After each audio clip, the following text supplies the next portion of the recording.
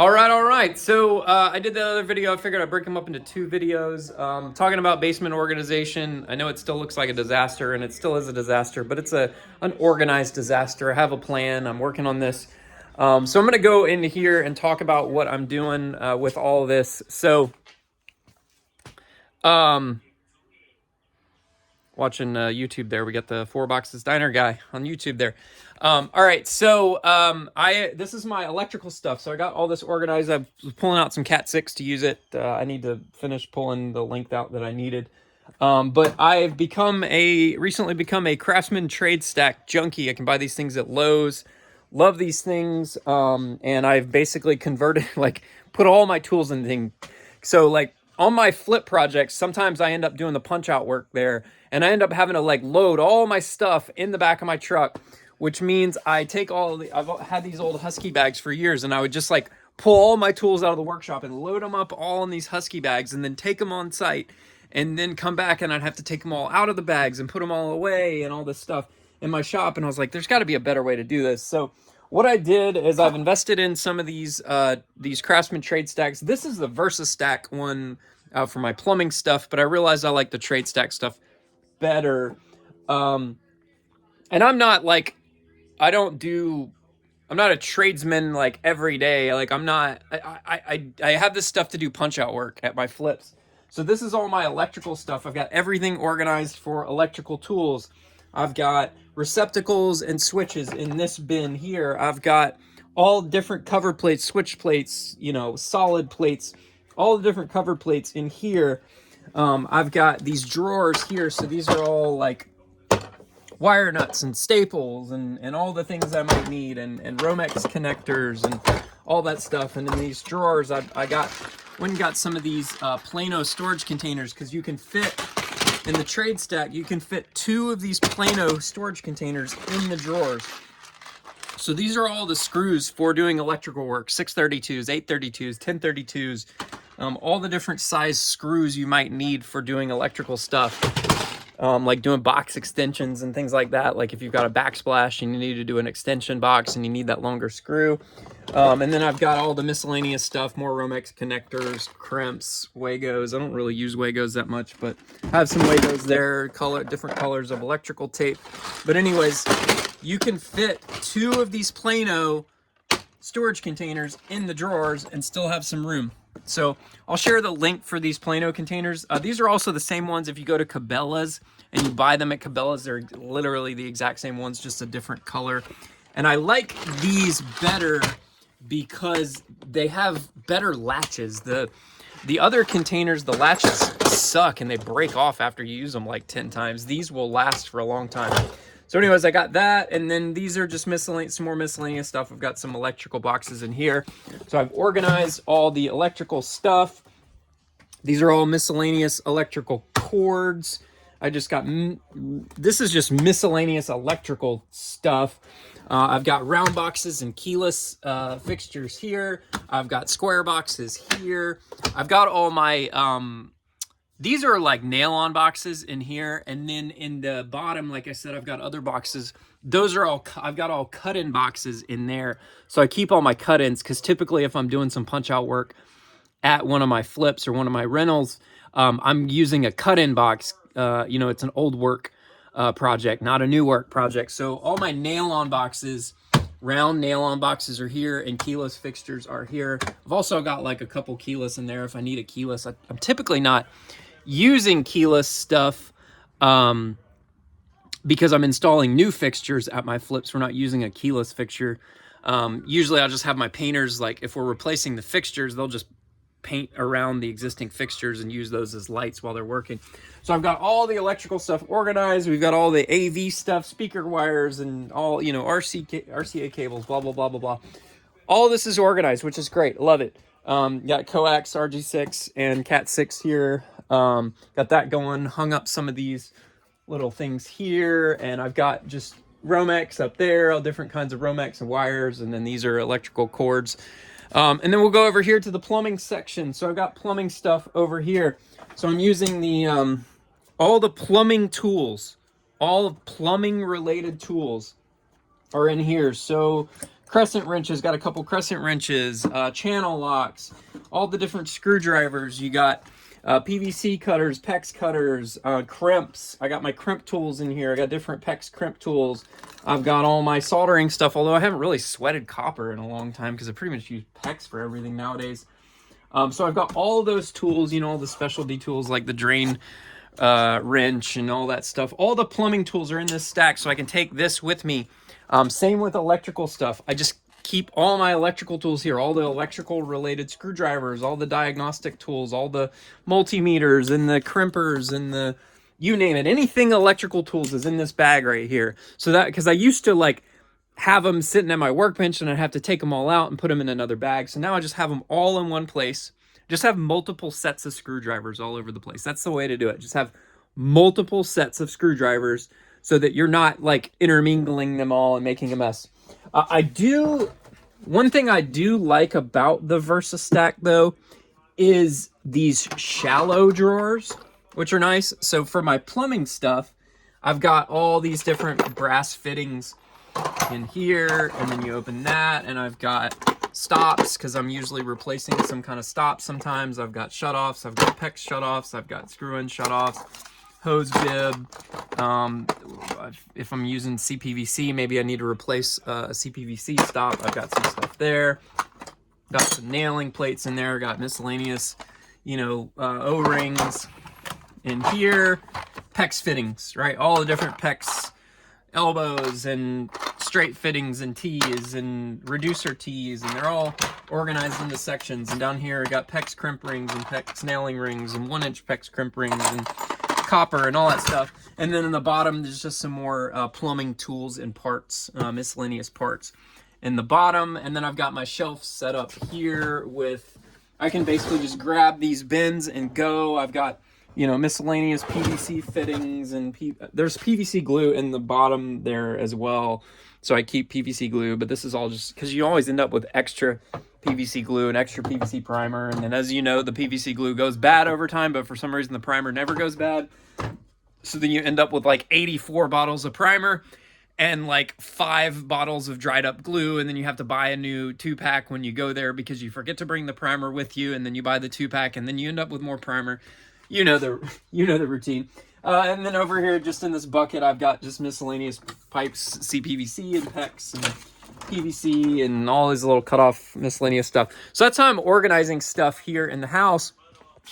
And then also getting this area set up, getting it cleaned out. This is going to become more shop space down here. So I've got this cleared out. I'm going to have to take this blocking out. When I had the framers frame the house, I told them I was going to put a door opening here eventually. So they framed it out 62 inches wide. But what they didn't realize is that I can't use that as a jack. So I'm going to have to pull this out and put a solid jack in here because I'm doing a 62-inch opening, or 60-inch opening. So I'm going to have 2 jacks. So basically what I can do is go up there and cut and put my header all the way up against there, and then I'll cut these 2 back here and have 2 jacks and a king, and then we'll open this opening up into the shop room there, and then I'm going to frame a wall like right along the concrete wall so I can run electrical in that, and we'll be drywalling this room here for fire safety reasons. We'll drywall all this, so this will become shop space too. So this room's going to become shop space. I put some LED lights up in the ceiling there. So this will be shop space here. Probably this will be like metal fabrication area. I think I'm going to do a metal shop table here so I can weld on it rather than welding over there. And then let's talk about shop organization on this side. It's a disaster. It looks like a mess, and it is a mess, but there's a plan. I got a plan here, right? So I'm organizing all this stuff. Like I said, I had to go to a job site last week, so I had to load all this stuff up. So what I also decided to do is take all this trade stack. This is all drilling related stuff. So I used to keep all my drilling related stuff in that cabinet right there under the drill press, and I still am keeping drill press related stuff, but I've got that set up so everything drilling related is going to go in here, and I use this bin here. I'll put my drills and everything in this trade stack bin. just so they're easily accessible. That way I can take all my drills and I'll just bring a couple batteries with me. And then I've got an extra battery charger down in the bottom there. So if I'm out on a site, I can still charge my batteries.